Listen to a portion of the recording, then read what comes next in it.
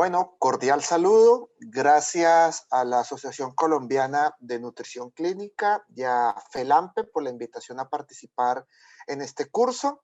Mi nombre es Juan Gabriel Estupiñán. Soy enfermero, especialista en accesos vasculares. Actualmente trabajo tiempo completo para Teleflex Medical en el área de asuntos médicos y clínica de Latinoamérica. Y el día de hoy vamos a compartir algunos aspectos generales sobre la clasificación de los accesos vasculares y cómo tomar la mejor decisión a la hora de escoger un dispositivo de acceso vascular.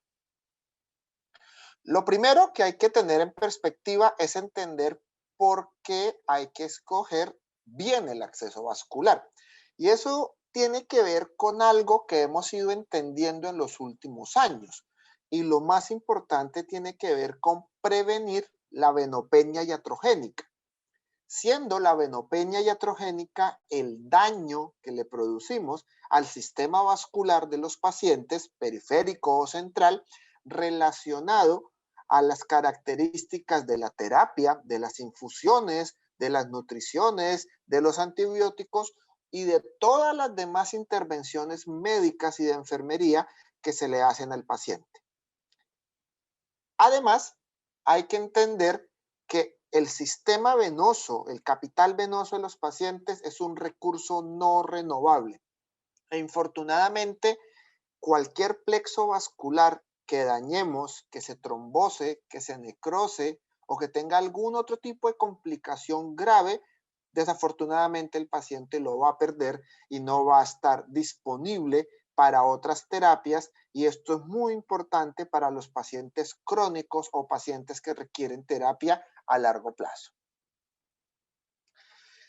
¿Cuál es el primer camino? Lo primero que hay que entender es algo que se conoce como el ciclo de vida del acceso vascular. Y como cualquier ciclo, tiene unos momentos.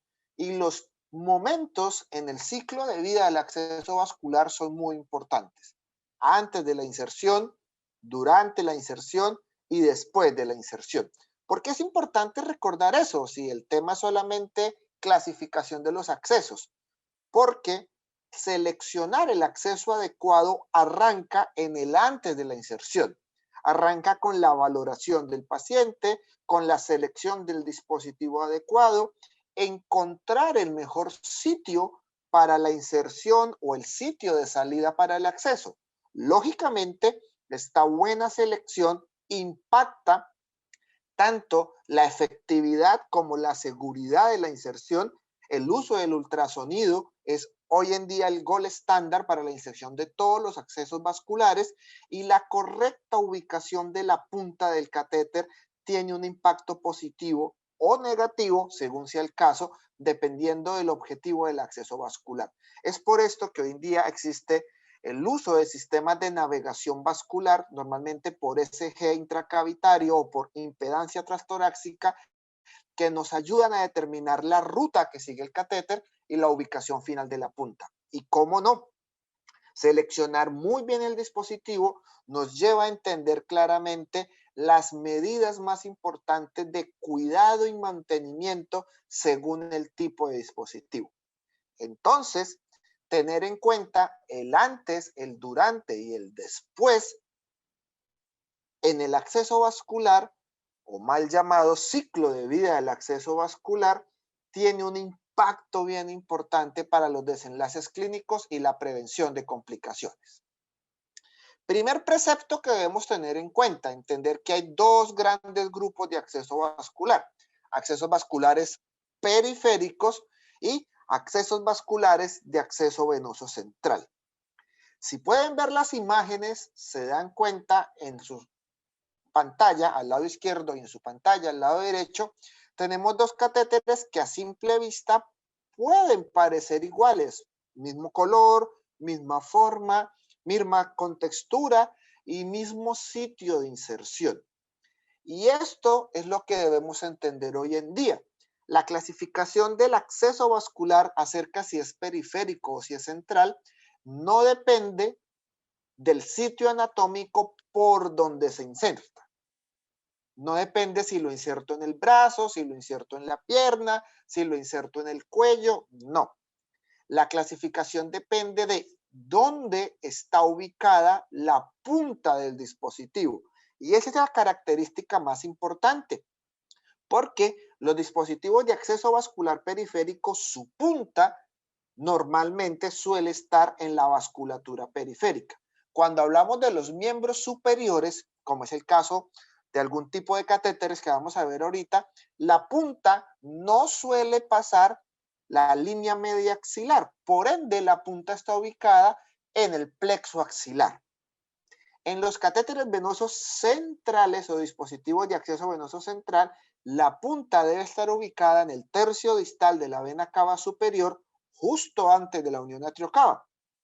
Y si la vía de acceso es por los miembros inferiores, la punta del dispositivo debe estar mínimo a la altura del diafragma. En ese momento, cuando la punta del catéter está o en el tercio distal de la vena cava superior o a la altura del diafragma en la vena cava inferior, podemos decir a certeza que tenemos un catéter venoso central. Hablemos un poco de los catéteres periféricos, y aquí la evidencia y la ingeniería de las compañías que producen catéteres han tenido adelantos muy fuertes en los últimos años en pro de mejorar la seguridad en los pacientes y en pro de mejorar el desempeño en los catéteres. Por eso es que hoy en día en catéteres periféricos tenemos diversas opciones.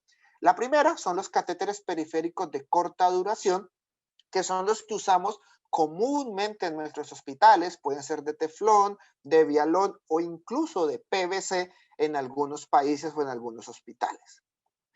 Tenemos algunos accesos que se conocen como dispositivos de acceso periférico de duración extendida o Stent and Dwell, que son catéteres periféricos en silicona, en poliuretano de alta densidad, pero tienen la gran ventaja que por su diseño y estructura pueden permanecer días, más de 7, 10 días en el paciente, según la indicación que tenga el fabricante y la ficha técnica. Y unos catéteres que no son nuevos, porque tienen históricamente más de 30 años, pero que se reinventaron en los últimos 15, 10 años y fueron los catéteres de línea media o mini línea media, que son catéteres que se colocan en la vena grande del vaso, en la vena grande del brazo, que puede ser la basílica, las braquiales o la cefálica, normalmente con la ayuda del ultrasonido, y que son catéteres que pueden, según la fecha del fabricante, la fecha técnica del fabricante y según las recomendaciones clínicas, permanecer en el paciente incluso 3, 4, 5 semanas de forma segura. Pero no debemos olvidar que estos dispositivos, todos los que les acabo de nombrar, es un dispositivo de acceso venoso periférico. Tenemos catéteres venosos de acceso central o catéteres centrales, como se conocen coloquialmente.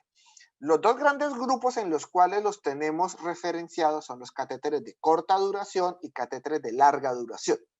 Y esta es una clasificación que ya tiene muchos años y que es adecuada. Sin embargo, algunas cosas se han ido adaptando. La primera clasificación fue tal vez en el año 2008 que la hizo ESPEN a propósito del Congreso, y la reafirmó en el 2011 la CDC, donde decían, miren, hay catéteres de corta duración y tenemos los catéteres venosos centrales cortos, que son los que están indicados en terapias menores a 30 días. Y tenemos unos catéteres de intermedia o larga duración, donde tenemos los catéteres PIC o catéteres centrales de inserción periférica, los catéteres tunelizados, los catéteres con retenedores y los catéteres con dispositivo implantable de cámara o cámaras implantables. La indicación general de estos dispositivos eran terapias o son terapias mayores a 30 días. Sin embargo, ¿qué sucede?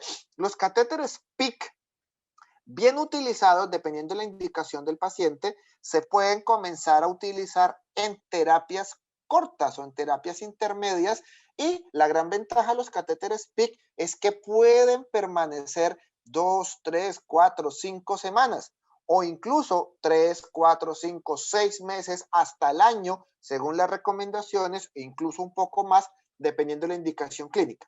Así que hoy en día tenemos la gran ventaja que los catéteres PIC pueden trabajar en los dos momentos, tanto en corta duración como en intermedia y larga duración. Y algunos catéteres centrales convencionales, sobre todo aquellos con protección antimicrobiana o que se tunelizan, así no tengan retenedores, podrían estar más de los 30 días que normalmente consideramos. Así que hoy en día este tema ha ido cambiando un poco y vamos a ver algunas recomendaciones que hay en algunas guías a nivel internacional. Pero ¿cuáles son los criterios que tenemos para seleccionar el acceso vascular? Los criterios realmente son clínicos y es importante entender que no son únicos, pero hay algunos que son muy importantes y los vamos a ver. Primero, las características farmacológicas. Esto tiene que ver con el pH, con la osmolaridad, si el medicamento es vasoactivo, irritante o vesicante, en fin. En el curso hay una muy buena conferencia con este tema donde van a poder profundizar enormemente acerca de esta característica, que es la primera pregunta que nos debemos hacer. ¿Qué tipo de solución es la que voy a infundirle al paciente? ¿Qué tipo de medicamentos tiene el paciente? ¿Lo puedo poner por un acceso venoso periférico o necesito un acceso venoso central? El segundo criterio, y también muy importante, como lo veíamos ahora, es ¿cuánto dura la terapia? ¿Va a durar 7 días, 2 semanas, 4 semanas, 6 meses, 2 años? ¿Es una terapia para el resto de la vida del paciente? Entonces debemos tener en perspectiva el tiempo de duración de la terapia. Dependiendo del hospital o del país o del contexto clínico, es muy importante saber, ¿la terapia va a ser intrahospitalaria o el paciente va a estar ambulatorio o incluso va a estar domiciliario? Porque dependiendo de estos escenarios clínicos, debo seleccionar el acceso vascular adecuado para la situación y para el entorno de cuidado del paciente. ¿Cómo está el capital venoso del paciente? ¿Cómo está el acceso venoso periférico? ¿Cómo está el acceso venoso central? ¿Ha tenido signos de trombosis por accesos catéteres antiguos o ha tenido síndrome de vena cava superior y no se puede acceder o tuvo una resección por una mastectomía con compromiso del cuerpo linfático o la extremidad? Es bien importante entender cómo está el capital venoso del paciente. Y por supuesto, los factores de riesgo relacionados que pueda tener a posibles complicaciones con el acceso. Infecciones recurrentes, estado mental alterado, mal apoyo psicosocial, entre muchos otros, es importante considerar a la hora de seleccionar el catéter. Y algunos que han ido apareciendo con el paso de la experiencia y de nueva evidencia clínica. El sitio de salida del catéter. ¿Qué prefiere el paciente? ¿Que el sitio de salida sea en el brazo? ¿Que el sitio de salida sea en el cuello? ¿Que sea en el tórax? ¿Lo puedo ocultar? ¿Lo puedo tunelizar? En fin, el sitio de salida del catéter es muy importante dependiendo de las consideraciones clínicas y de la comodidad del paciente. El advenimiento del uso de la ultrasonografía es muy importante y hoy en día conocemos que los criterios ultrasonográficos a la hora de la valoración periférica o la valoración central es bien interesante. En la presentación de ultrasonido en acceso vascular también van a poder profundizar en el tema. El concepto del RASEVA o el concepto del RAPEVA es muy importante para entender, primero, cómo está el vaso sanguíneo, cuál es la salud vascular. ¿Está permeable? ¿Tiene una estenosis? ¿Tiene un trombo? ¿Tiene un cuerpo extraño? ¿Tiene una bifurcación? ¿Tiene una referencia anatómica difícil? En fin. Y algo muy importante, sobre todo en los catéteres periféricos o periféricos de vía central o catéteres centrales de permanencia larga o intermedia, y es la relación catéter-vena. ¿Cuánto espacio va a ocupar este catéter dentro de la vena? Y esto es muy importante para prevenir el éstasis o el reflujo venoso, debido a que es un factor bien importante que le suma a la trombosis asociada a catéter. La INS desde el año 2016 es enfático en sus guías donde dice que sobre todo los catéteres pico, los catéteres de línea media, entre muchos otros, no deberían ocupar más del 45 o incluso 50% del espacio intravascular. Y por eso es bien importante el uso del ultrasonido de forma rutinaria o como gol estándar a la hora de insertar esos catéteres. También es importante entender qué recursos disponibles tengo, qué tipo de catéteres. qué características, qué forma de insertar los catéteres. Infortunadamente en algunos países de Latinoamérica o en algunos hospitales aún solo tenemos catéteres de inserción percutánea o no tenemos disponible el ultrasonido.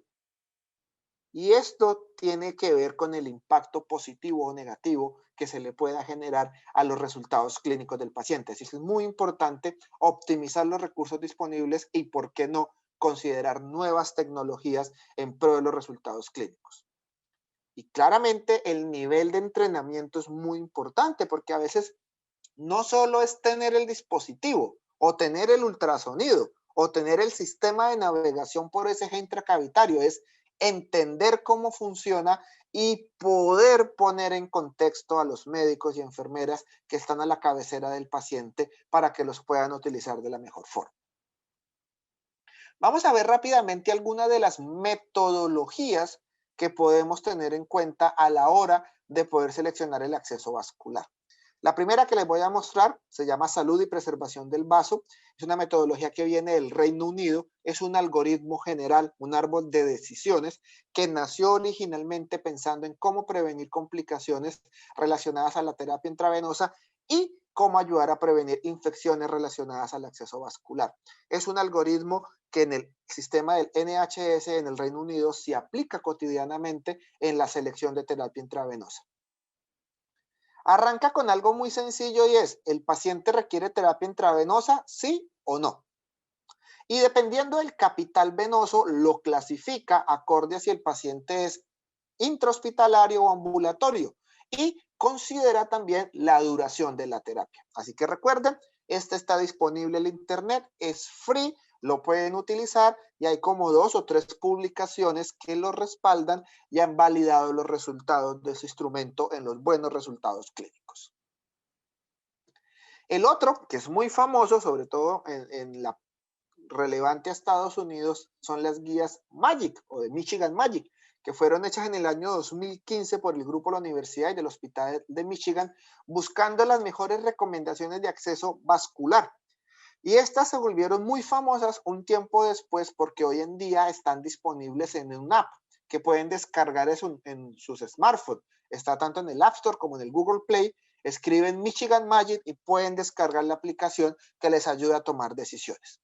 Michigan Magic sencillamente lo que nos dice es, oiga, tengan en cuenta que existen diferentes tipos de acceso vascular, periféricos convencionales, periféricos guiados con ultrasonido, línea media, PIC, catéteres centrales no tunelizados, catéteres tunelizados, puertos implantables o de cámara. Y en todos estos debemos encontrar la mejor opción para el paciente. Y hace una serie de recomendaciones cruzando 2 variables. ¿Cuál es el tiempo de duración de la terapia? El tipo de infusión, en este caso una infusión compatible con el acceso venoso periférico, y los tipos de dispositivos. Y nos dicen si es apropiado, si es inapropiado o si no hay diferencia entre un dispositivo y otro. Este es un ejemplo del algoritmo de las infusiones compatibles con el acceso venoso periférico. Y también hay otro que dice infusiones no compatibles con el acceso venoso periférico, contrasta el tiempo con el tipo de catéter y el tiempo de permanencia del acceso vascular. Desde el lado europeo, desde el grupo italiano Gavesell, vienen unas muy lindas guías que son el DAF-SPER. Mi compañera y mi amiga Gloria en su presentación va a hablar un poco más a fondo del DAF-SPER de Gavesell. Tiene la ventaja que está en italiano, en español y en inglés. También es free, pueden acceder por este link que está escrito en la diapositiva. Y lo más importante es que lo primero que hizo Gavesell es separar el acceso vascular, separar el de los adultos, el de los niños y el de los neonatos. Es tal vez la primera guía de acceso vascular que considera los grupos etarios diferentes porque hay cosas diferentes entre cada grupo etario. Un ejemplo de Gavesell es esta. Un adulto que está hospitalizado y tiene de forma electiva el acceso vascular. Y entonces tiene las preguntas, ¿es un acceso venoso periférico o necesita un periférico o necesita un acceso venoso central? Y me da las diferentes opciones según las consideraciones. También tenemos el otro ejemplo, que es un adulto de forma electiva, pero requiere el catéter de forma extrahospitalario. Y entonces también por una serie de preguntas me dice cuál debería ser la mejor recomendación para el acceso vascular. Y ya para ir finalizando, el año anterior se publicaron las guías Minimagic, que son las guías de acceso vascular del mismo grupo de Michigan, pero para pediatría. Y estas sí consideran de forma separada tanto el grupo pediátrico como neonatal y nos pueden ser de gran ayuda en esta población etaria, que es un reto en acceso vascular. Estos son solamente un ejemplo, entonces lo que hace es darme la edad del paciente, en este caso un neonato término, qué le voy a infundir, infusiones compatibles con el acceso periférico, no compatibles con el acceso periférico o toma frecuente de muestras de laboratorio. Hay una clasificación por la duración, menor a 7 días, de 8 a 14, a 15 a 30, mayor a 31, y me coloca un semáforo con los diferentes tipos de acceso vascular. Verde cuando está indicado, amarillo cuando es neutral y rojo cuando realmente no está indicado. Este es un ejemplo con el neonato, este es un ejemplo con el niño y lo más importante que están todos los grupos etarios. Este es un ejemplo con los adolescentes y los niños más grandes y considera por primera vez, al igual que Gavesel, los pacientes críticos o en estado de emergencia y, por ejemplo, recomienda, y eso es muy importante, aunque no es el foco del tema, el acceso intraóseo en esta población etaria como un acceso vascular. En fin, recuerden, tienen la posibilidad de buscar en internet o de acceder a diferentes plataformas que tienen metodologías para seleccionar el acceso vascular. Pueden usar Salud y Preservación del Vaso del Reino Unido, las guías Magic para adultos, Gavesel, provenientes de Italia, del grupo del doctor Mauro Pituruti y su equipo clínico, o las guías de Minimagic, también provenientes de la Universidad de Michigan y que son específicas para pediatría. En resumen, es importante entender los criterios que necesito tener en cuenta a la hora de seleccionar el acceso vascular, tener un referente, adoptar y adaptar toda esta información a la realidad de mi hospital y a la realidad de mis pacientes. Muchas gracias por su valiosa atención y es un gusto poderlos ver en este curso.